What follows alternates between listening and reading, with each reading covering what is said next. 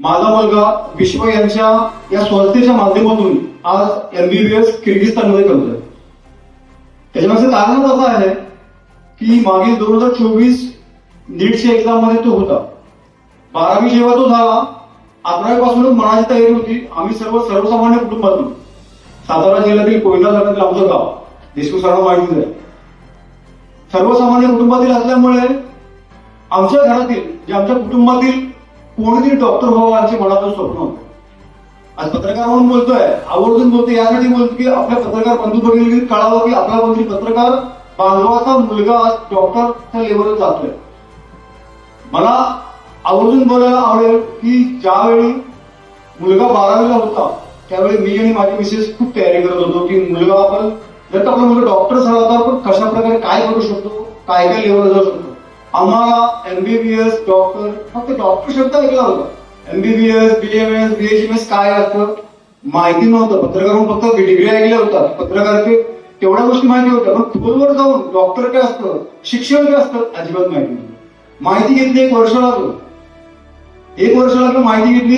नीटच्या एक्झामने 2024 जो गोंधळ घातला, सर्व पत्रकारांना माहिती आहे कशा प्रकारे गोंधळ घातला जो झाला.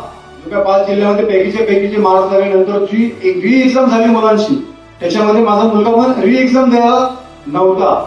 पहिल्याच एक्झाम तो कट ऑफ पास झाला होता. पण त्या वर्षामध्ये त्या मार्च महिन्यापासून मी जे कॉलेजेस फिरायला सुरुवात झालो होतो, जशी री एक्झाम लागली तशी प्रत्येक कॉलेजमध्ये फिरलो.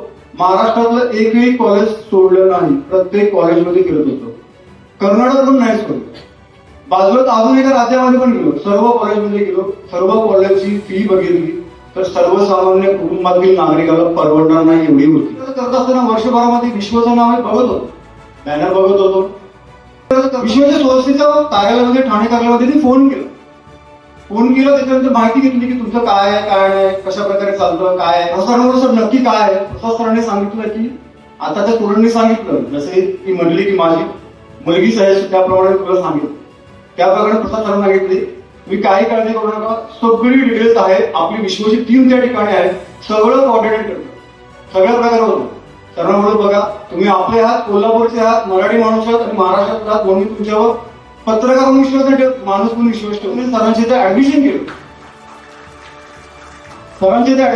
आज माझ्या मुलग्याला वर्ष होईल, 1st सेमिस्टर झाली. आता सुट्टीमध्ये तो 1 वर्ष होऊन कम्प्लीट होऊन येईल. त्यावेळी नक्की थँक्यू बोलायसाठी सरांकडे नक्की येईल. थँक्यू, धन्यवाद सर.